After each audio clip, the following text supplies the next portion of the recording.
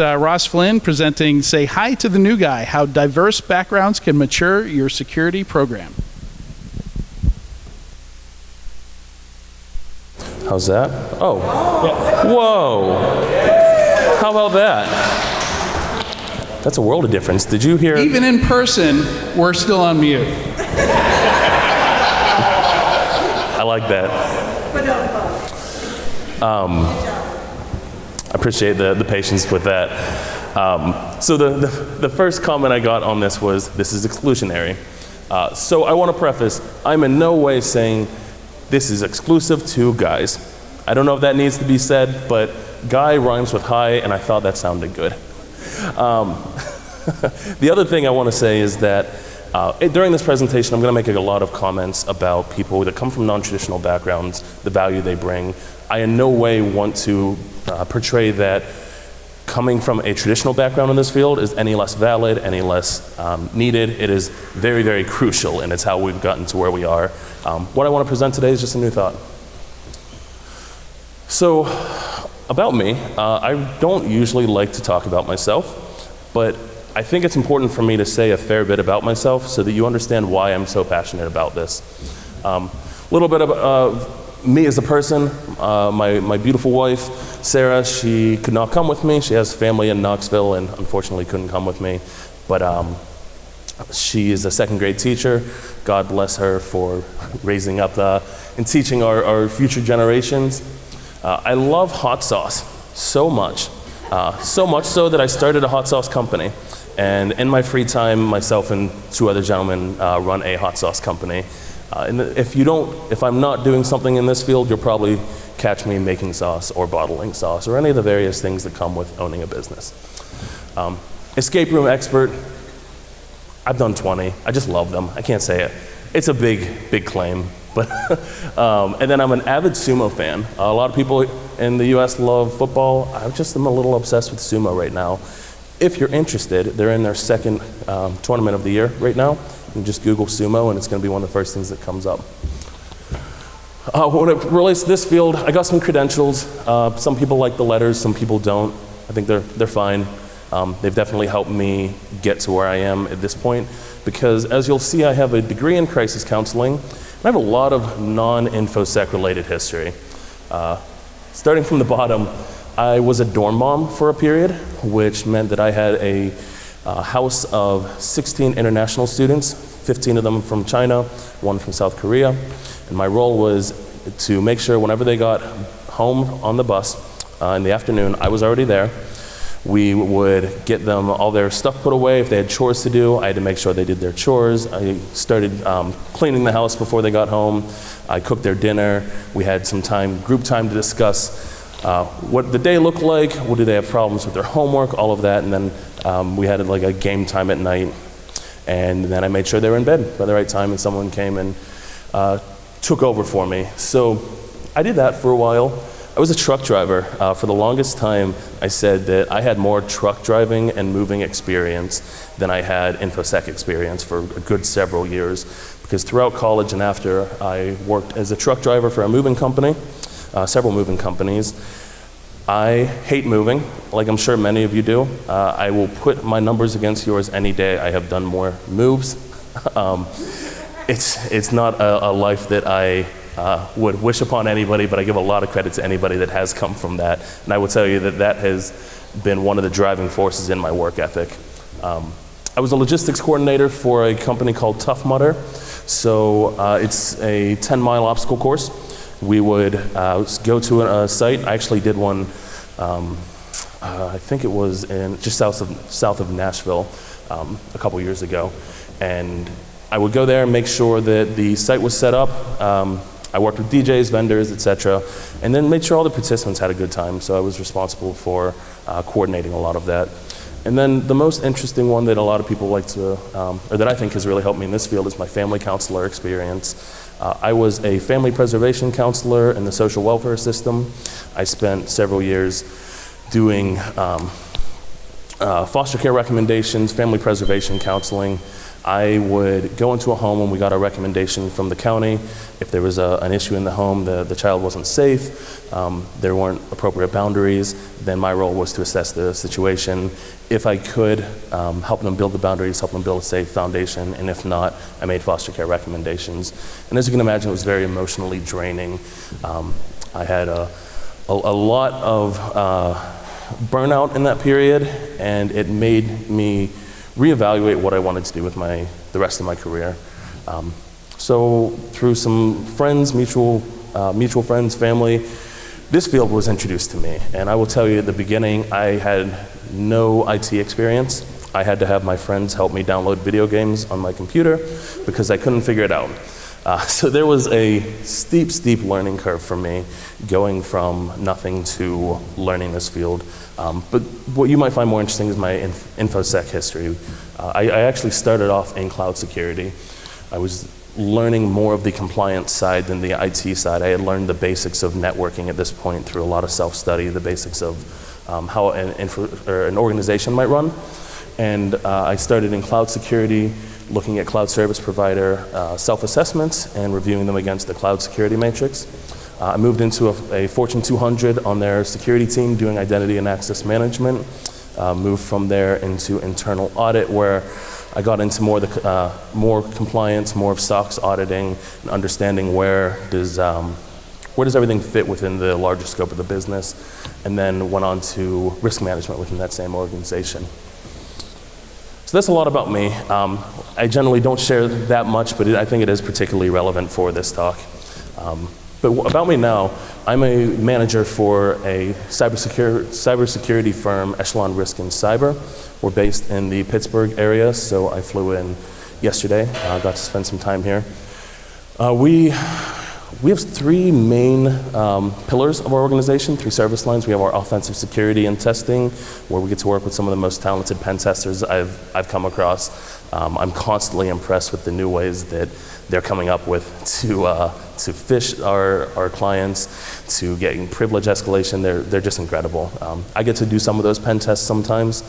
The bulk of my time is on our audits, assessment, and compliance side, where I'm performing risk assessments. We work a lot in the regulated space, highly regulated with GLBA,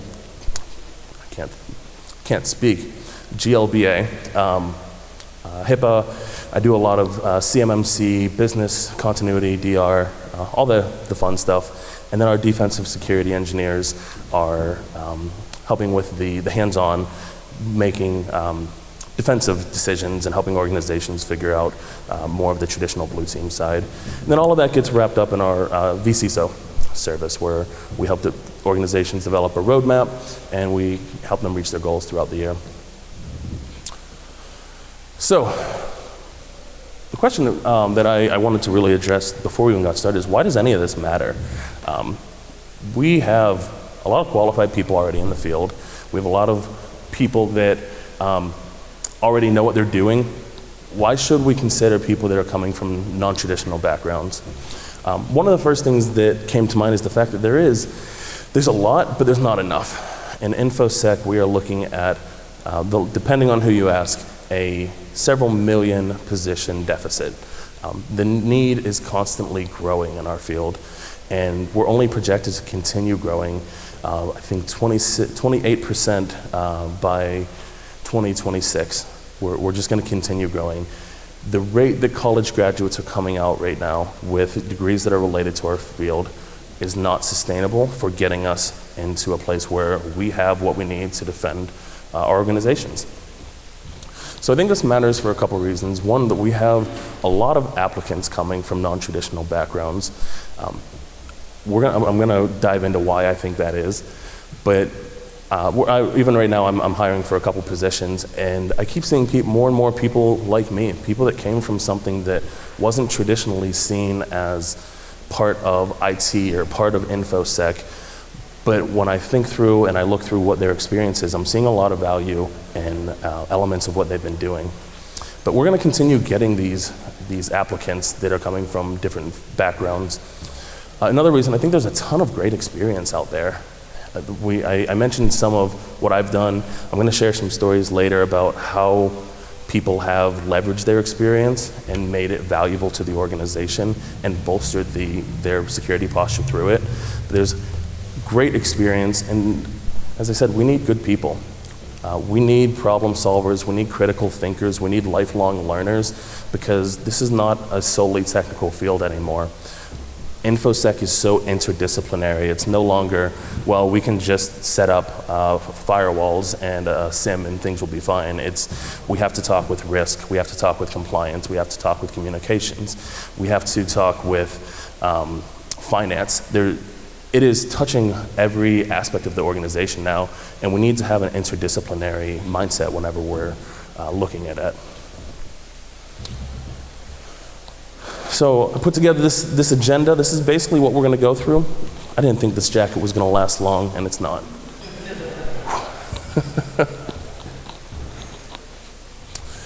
So this is what I'd like to cover with you guys today. If you're here for the ride, why are people switching careers? I think there's some good reason. I think Infosec is particularly appealing whenever people look at something else to do. We'll talk about that.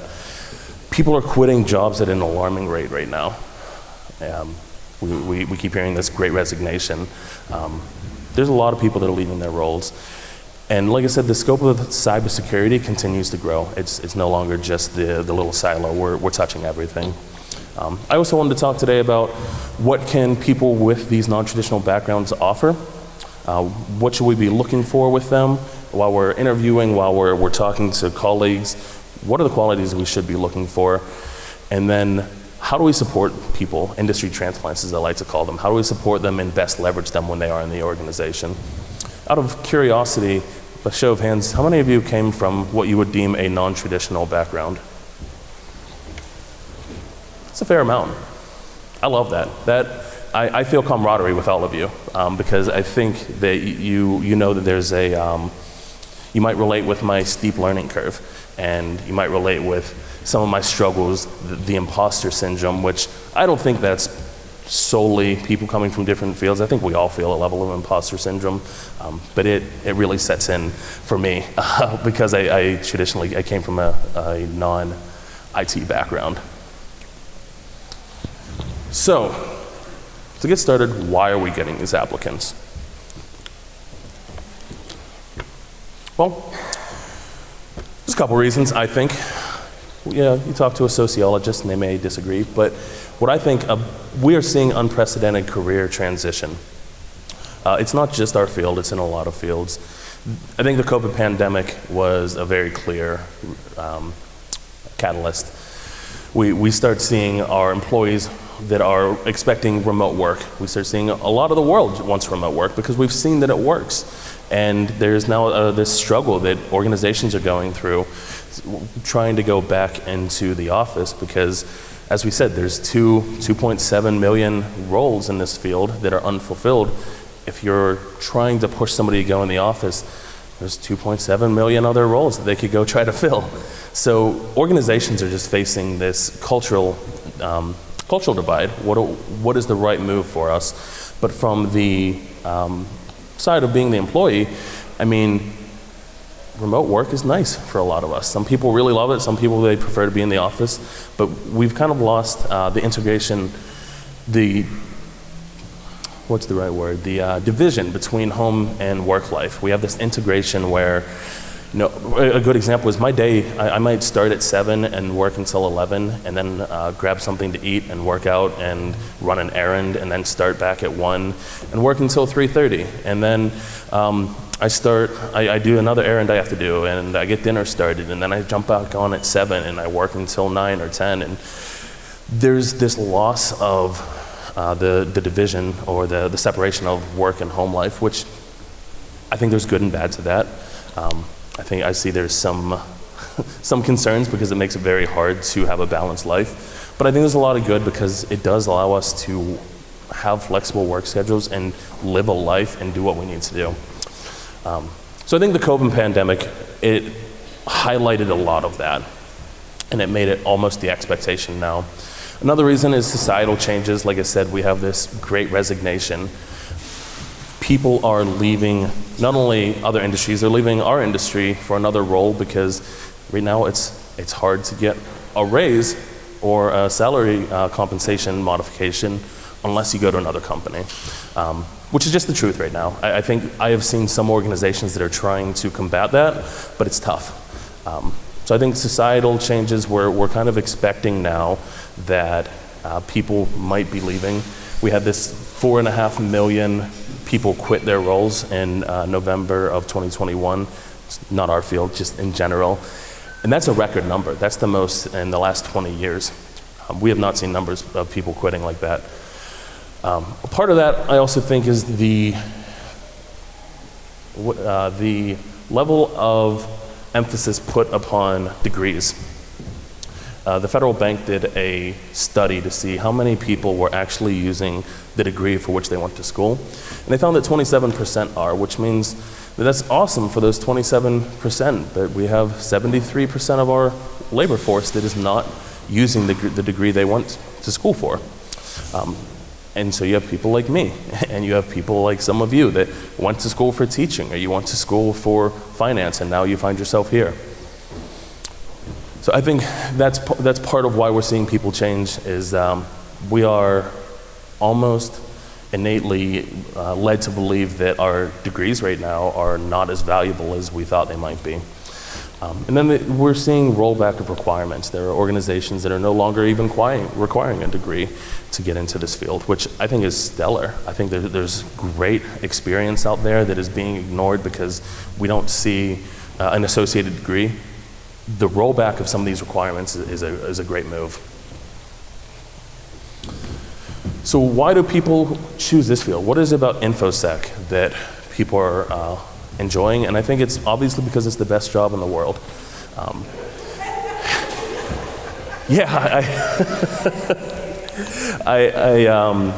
This came up in a conversation a few weeks ago in a team meeting. Somebody Googled best job in the world, and sure enough, information security analyst came up. So I couldn't not include this. But I think there are some very real things, and I'm happy to tell you what drew me to this field. The first one is the accessibility of information. We have resources like YouTube and Pluralsight and Udemy and Humble Bundle, and there's so many ways for us to learn facets of this field and learn the basics of this field that other fields don't really offer, I would say. As an example, if I wanted to advance in my career as a counselor, my next step was to get my master's. I had to get it in social work or counseling, something related. And then I had to go through internship, and then I had to go through licensure. And I went through all of that. I put myself in this, I would go through this immense amount of debt to have this degree that then I have to fight to actually continue using, because there's an abundance of that role. And then the other part is the salary. I mean, when I looked at what I could potentially earn in that field compared to what this field thankfully does offer in a lot of sense, it was almost a no-brainer for me. If I could start to learn and really push myself to study from YouTube, watch the videos like Nahum Sek and John Hammond and Cody Kinsey at Nullbyte. I grew up in this field watching those guys and learning from them. And it gave me so much insight into what this field really looks like and what I can do in it. So I think the accessibility is, to me, the biggest reason. Credentialing, it's so much, I hate to say easier, but more cost-effective and beneficial, I would say. That's a little risky, but definitely more cost-effective to work on certifications and work on classes and work on courses in this field rather than investing in another degree in another field that, like I was saying, I was coming from the counseling side. It made more sense to me.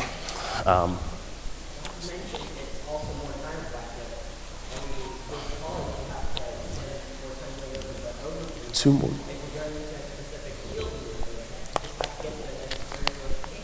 That's exactly it. It's so much more time effective. I could spend 3 months studying for my CEH and pass that when I could spend 3 months in a semester getting my master's in social work and get through one semester, right? And so I think the credentialing is a massive part. There's just a lot of opportunity in our field for people to show that they know They know what they know without having to bring in additional work. That said, I think there's a lot of value to masters and future education, further education, doctorates, whatever it may be, additional degrees in this field. But I think there absolutely is ways for you to move in it without those additional credentials. The perceived stability was another one for me. Everywhere, I knew nothing about cybersecurity, but man, I heard about it on the news. And now being in this field, you hear ransomware attacks every other day. You hear this hack happened, and we're in the public eye all the time. Everybody's hearing about the field. So there's this perceived stability and this projected growth that we are expected to, as I said, continue growing. And those are real draws for somebody that's at a precipice of what do I want to do for the rest of my life. We also talked about how interdisciplinary this field is. A lot of people that I've talked with have done associated work. They've worked with the business, they've been a part of the business, and they have worked with IT and the cybersecurity, Infosec in some capacity in compliance, and now they want to do it because they found it cool.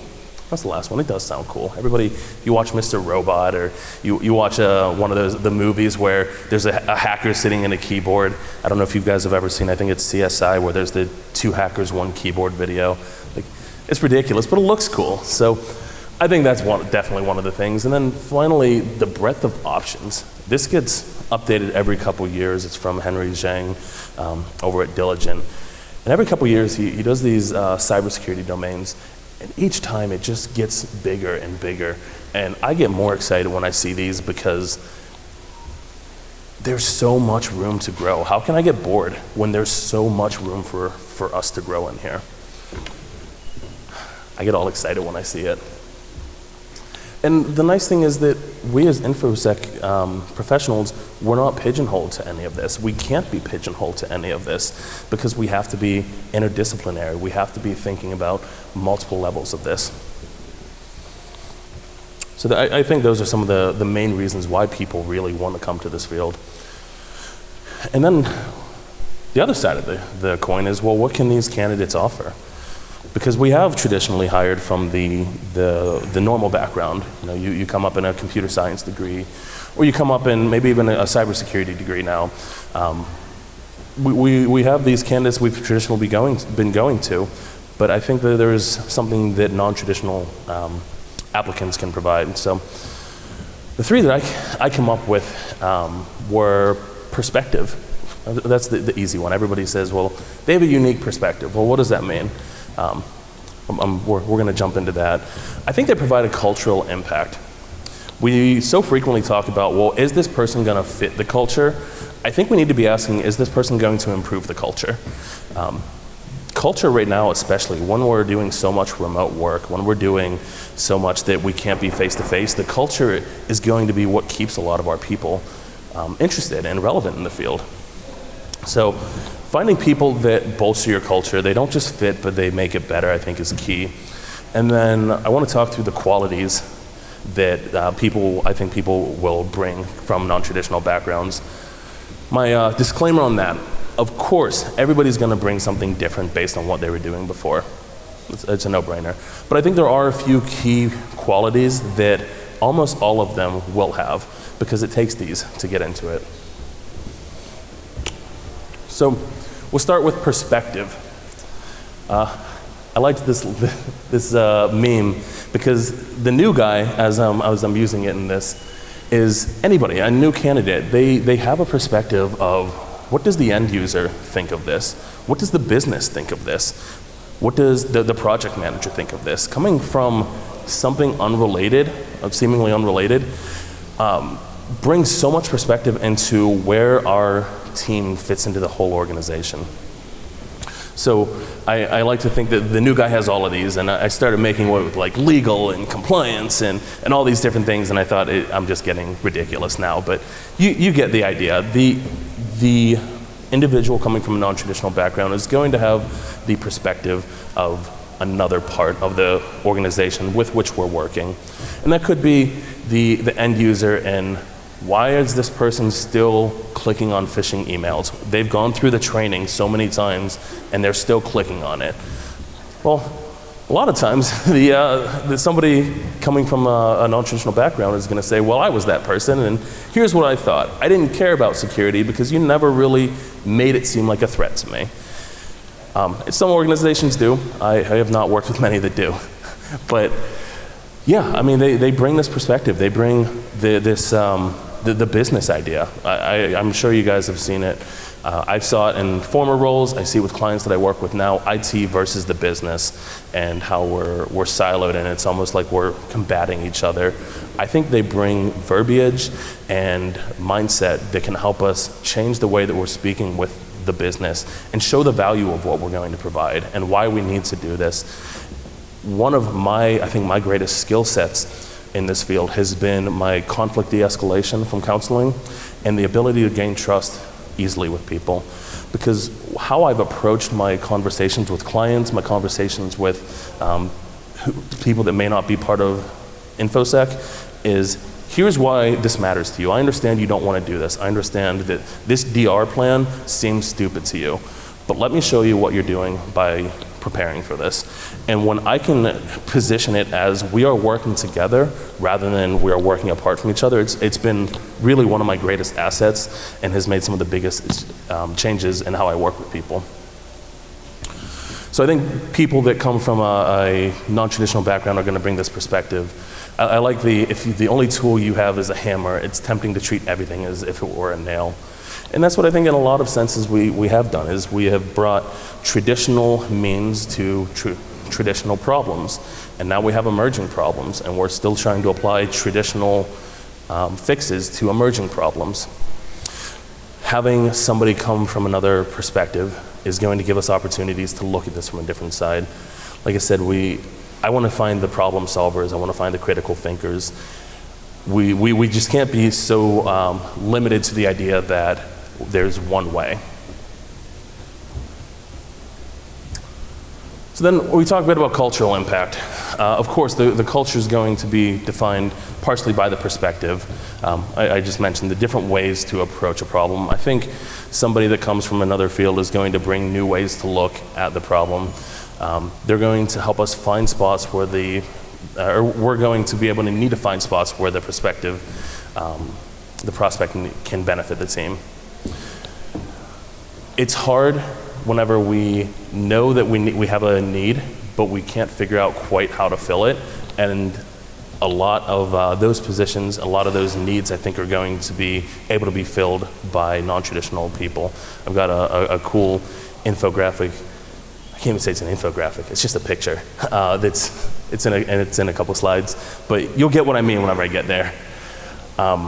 There's the learning culture. So one of the things that I noticed whenever I moved into this corporation I was talking about is that I had been learning nonstop since I got into the field. I had been going to I had been buying courses, I had been saving money from my 9-to-5 while I was working 9-to-5 so that I could afford more courses. I had this level of, I needed a self-investment because I wanted to show that this is mine.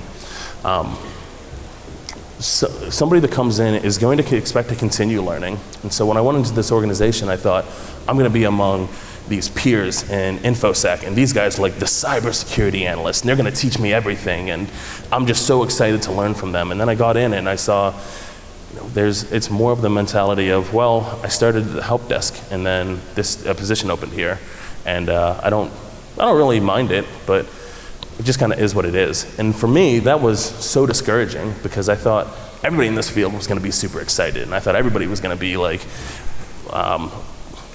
knowledge hungry. So what I noticed and what has been brought to my attention from my superiors at the time and some colleagues is that I brought in the change. I started asking, do you have an interest in this? For me, what drew me was Wi-Fi hacking.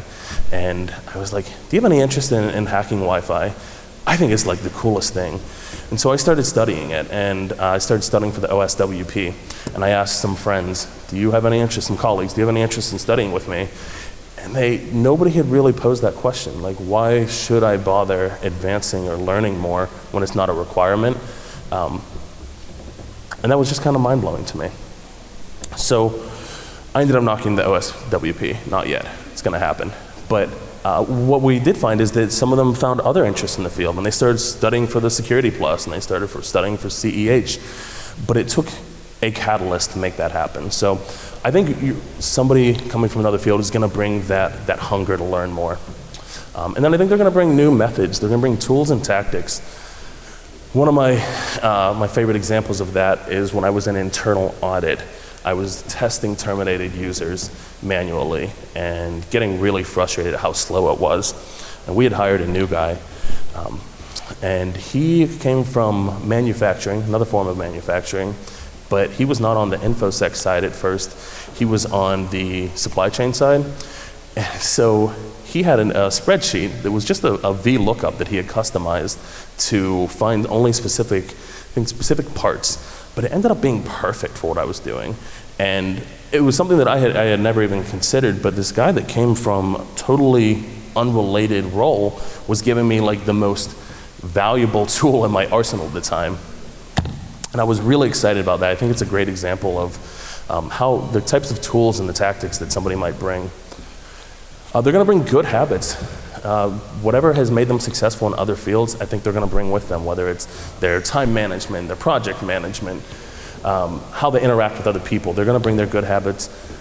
The flip side of that is they're gonna bring their bad habits. That can be a learning point. That can be a point of growth. And I think that's why, as we're learning to support people that come from non-traditional backgrounds, we need to keep that in mind, is that while there is a lot of benefit, the unfortunate reality is not everybody is a gem. So we're gonna talk a bit about what to look for.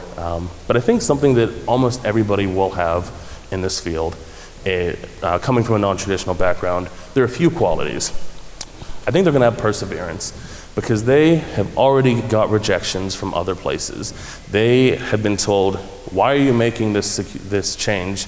You don't really come from that field. Their friends and family likely have tried to discourage them. So they're gonna have to have perseverance, they're gonna have to have discipline to repeatedly dedicate their time after work, while they're working their own 9-to-5s. They're going to have to find time to manage that, and it's discipline. They're gonna have a level of self-investment. Like I said, the sacrifice of their own time and their own resources. I paid for all of my courses, I paid for all of my certifications out of pocket because I knew this is something that I wanted. If you've seen, The Rock did a verse last year with I think it was with Tech9, and it became a big meme, and he goes, it's about drive, it's about power, and everybody saw it, it was all over the internet, and I couldn't help but put him next to drive. But they're gonna have a drive, they're gonna have to continually motivate themselves intrinsically, because there's not always an extrinsic motivator, and in a lot of cases there is a deterrent. And then finally, they have to have humility, which is what I think most of us have anyway in this field, because you talk to other people and you're like, I've been doing this for 30 years and they know way more than I do.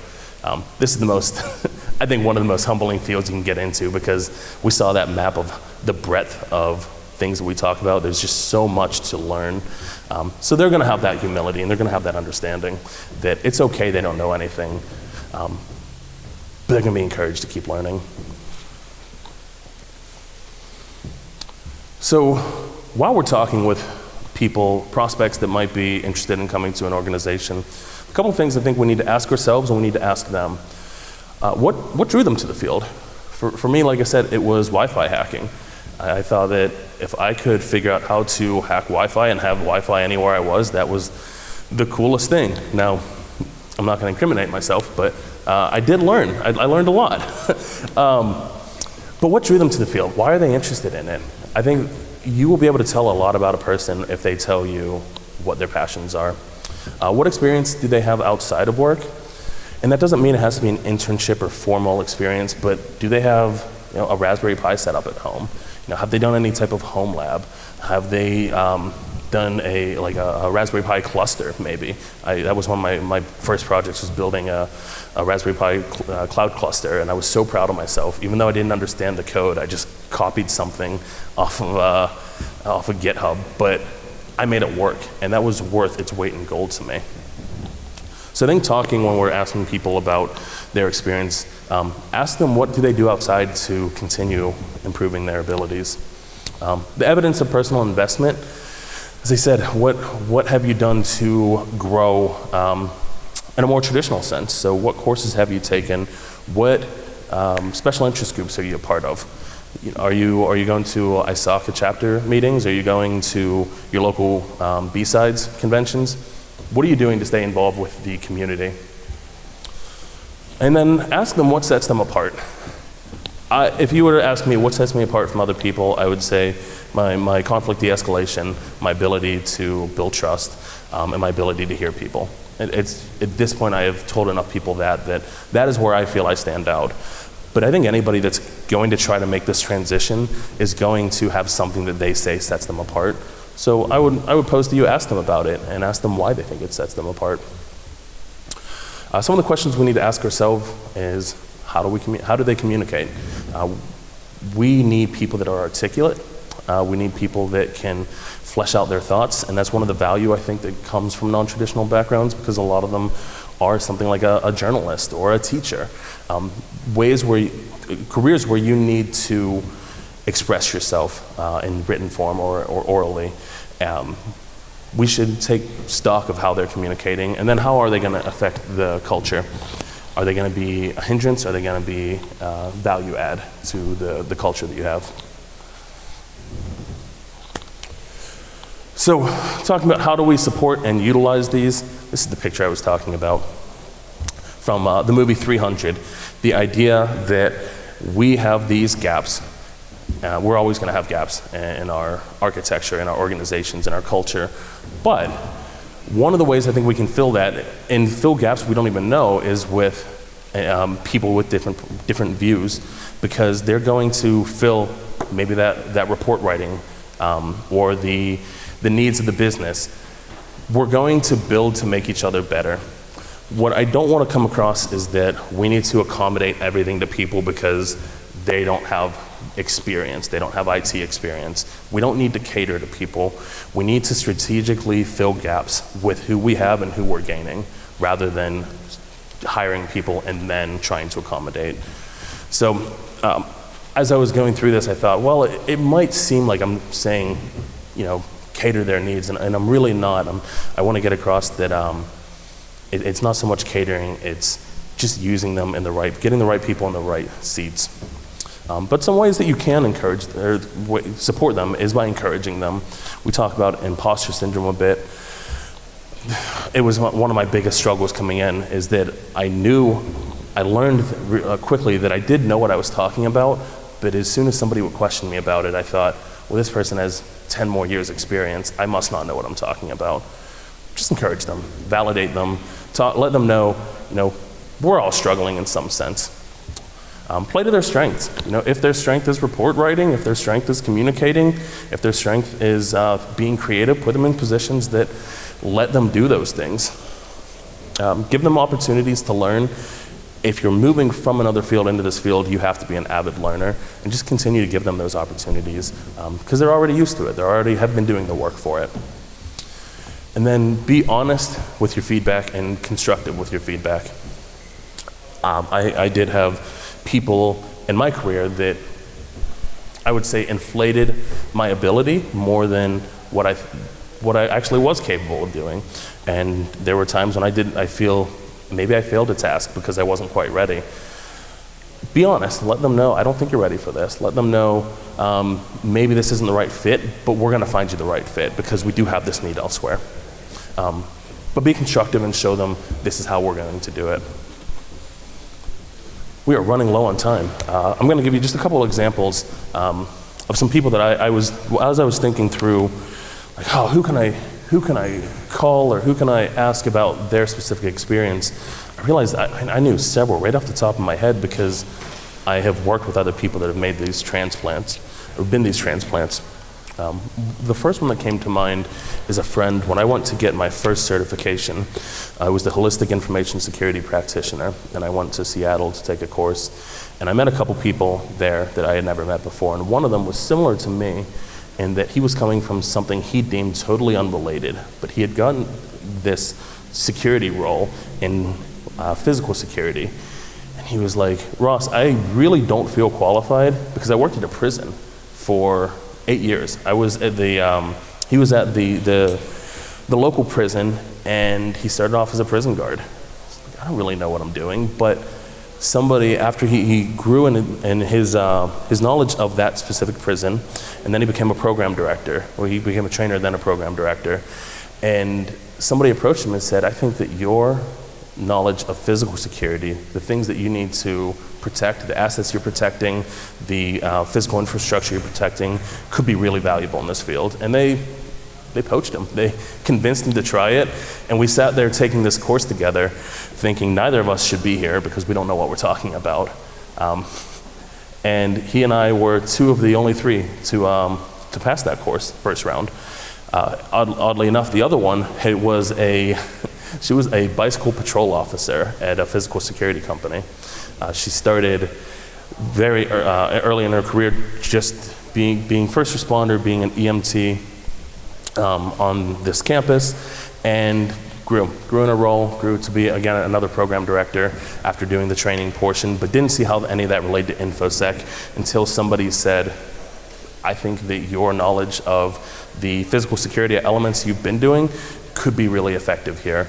So she came to this as well, not really thinking that she was going to pass, and then all three of us passed, and it was awesome. Another one, I have a friend that he owned a daycare. He and his family owned a daycare center, and he, similar to what I was talking about with my hot sauce company, he knows the ins and outs of running a business, and those have been some of his greatest strengths. Now, he's a SOC analyst. He's leading a SOC team because he pays attention to detail. He has to, because he manages the books. He manages everything for his daycare center. His entrepreneurial spirit and his ability to delegate, his ability to pay attention to the small details, those are things that make him successful now as a SOC analyst. So I think what I want to get across is that we are looking for specific qualities, right? There are certain things that will make somebody successful in this field, and I think a lot of those we can and we need to continue finding in non-traditional backgrounds. There's a need for well-rounded information security professionals. We have this deficit. It's going to continue growing. The range of cyber services are just exploding. Everyone was so excited to move to the cloud, and that was the big thing for a while, is everyone's moving their architecture to the cloud, but then you had other cloud service providers that would then assess the cloud, and now that's a new realm, and now you have assessors that are assessing the assessors of the first cloud. You know, how compliant are they? And we just continue to go down these rabbit holes, and they're needed. They're needed from a compliance standpoint, from a security standpoint, but it just grows, and we need people that are willing to do the work, that have the personalities to get this done, and we're not going to be able to fill that with traditional backgrounds. I think candidates with non-traditional backgrounds, I don't know how many more times I can say it, there's a lot of value they bring. Their knowledge, their experience, their personalities can really make a change to your culture. And when you're going to talk to these people, just make sure you're looking for the right candidate. Ask questions beyond technical to find out how they got here. Ask them why they're interested in the field, and look for someone that's going to improve your culture, not just fit in. There were a lot of things there, and I touched a lot of topics. Does anybody have questions? No? Everybody's hungry? I'll ask one question. Yeah. I have found, thank you, Adrian. I'm a hiring manager for an identity and access management team. Okay. We have had a lot of challenges finding someone in that sphere, that domain, right? And I have found that some of the candidates that have come into me were better from outside, right? But everyone that a recruiting company is bringing to me is always a cyber analyst, or they've been something else, right? How do you find those people? What methodologies are you using at Echelon or in your past life? Since recruiters have not quite gotten on board with that, What avenues are you using to find those people that fit those non-traditional entries? Yeah, that's a great question. I think for a lot of what I've seen, it's been the person looking has found the job. To your point, the recruiters are not looking in the right places. I just read a really cool article about how hiring managers specifically can start looking. So I would love to get you that article. I can't tell you specifically what website it's on, but I'll get it to you. But I think my recommendation is talking to who you already have on the team and telling them this is something that we're looking for, and that somebody doesn't specifically have to come from this background to thrive in it. I'm very particular, and I know many people are very particular about who they'll put their name out. If you can find somebody on your team that you trust, and they have somebody that they trust, then it's worth having the conversation.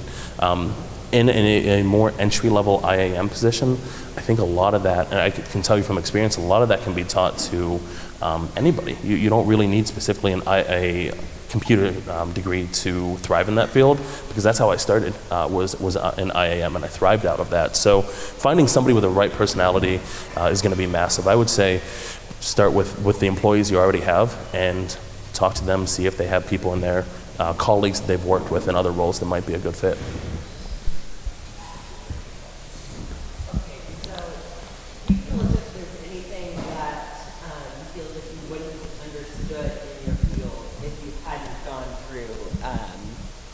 With your previous lines of study?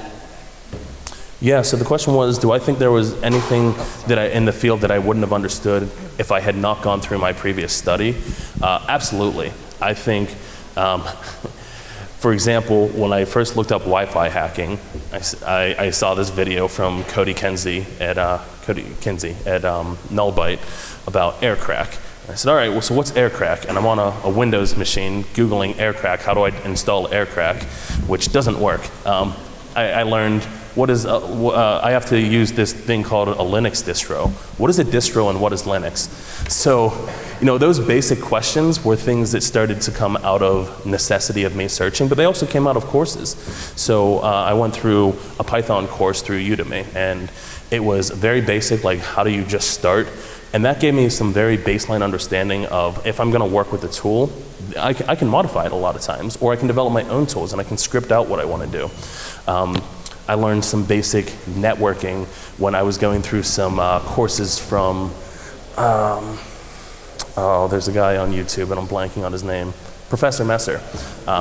I learned a lot from Professor Messer when I just went through his Network Plus course. So learning those basics of how infrastructure works, how data is transmitted, was massive and a very big deal for me. So yeah, I would say it was definitely key that I learned those basics. I was more talking about how, like your family counseling, did that help you? Oh, I'm sorry, I misunderstood. Yeah, so my family counseling background, I think it helped me understand the psychology of people in the organization. I had more opportunities to practice counseling in my last role, where I would sit with people that had just lost a family member, or I would sit with people that were going through a divorce or something along those lines. And it gave me an opportunity to practice what I had already been doing and build those relationships that are pretty crucial in any field, but they especially are in this field when we are so process and results driven that we don't get a lot of opportunities to talk to people one-on-one and build those relationships. So I would say that's one way that my counseling degree in specific, or my counseling experience, was able to help me. Yeah, I also had a question kind of coming from the other side. So as somebody trying to get into the cybersecurity field from, I would say, a pretty diverse background, what's the best way to convey like what you've done that's maybe not directly cybersecurity related? Like I have a pretty heavy networking background, but I can't even get a call back personally. Yeah, you guys need to connect. It's tough, and I say that being hiring people now and going through applications. There are a lot of good candidates, and there are a lot of people that I want to give a shot, but then there are other candidates that just are in the moment better suited for what I'm looking for. I will say that specifically me, I'm looking for somebody that is articulate, somebody that has a background in something that's somewhat related. So I do a lot of report writing. I need somebody that can clearly convey their thoughts. So I'm open to people that are coming from a highly regulated field like a finance, or if somebody is coming from law, I'm open to that. For you, trying to portray that, I would do as much as you can on your cover letter. Talk about the things that you're doing outside of your experience. So if you're doing any type of home lab, or you're doing, like I said, a Raspberry Pi, talk about groups that you're involved with. Talk about why you love the field. And then, just as a personal aside, reach out to the person directly on LinkedIn. Shoot them a message. People that shoot me a message on LinkedIn, even if I don't have a position for them right now, I'm going to talk to them because they want the extra effort. They made themselves uncomfortable and did a cold reach out, and I respect that. So I would definitely say consider reaching out to them directly, and then in your cover letter, put as much as you can about why you like this field, what you think you want to accomplish in it, and try to convey the passion. So I think in your slides you mentioned you emphasize a lot on certifications. One thing I just wanted to mention, that there are certifications that are good, but then just like with any other degree out there, some certifications are just too expensive and too much for a beginner to start with. Yeah. And some people, there have been descriptions in recruitment out there which say you need to have this certification, which don't make sense for someone who's just beginning into the field. A very good example being you need to have CISSP to just join as an AppSec engineer, which is ridiculous out there. You can't expect that. No one even gives that certification for that matter. But at the same time, as a person who has been hiring actively for our company as well, it's actually something that I've been looking out for, a different perspective. We don't want the same school of thought in our team. We want different schools of thought so that we have different perspectives coming in when we are reaching out to our clients and offering them solutions. One thing I wanted to mention for those who are in the non-traditional sense and trying to switch over, a great way to reach out is through blogging, or through just talking about what you're doing, talking about your journey, about trying to switch over to the field on social media. I personally picked up some candidates from Twitter because they were talking about this, and it was just simple tweets, maybe saying, I did this today, I tried this today. It showed that they were passionate about work, and at least you can have a conversation, see how it goes, if it's the right fit in your company out there. But it kind of introduces to people, other people in the field out here who are working for that. So that's just what I wanted to mention. Yeah, no, I appreciate that. I think people love people with personality and people that are interesting. I know we are way over the time. I'm just looking. I'm so sorry. If you have any other questions for me, feel free to come up afterwards. That's my contact information. You can check me out. That's my email. That's my Twitter. And if you want, just introduce yourself with a firm handshake. I would love to talk with you. But that's been my time. Thank you so much for being patient and checking me out.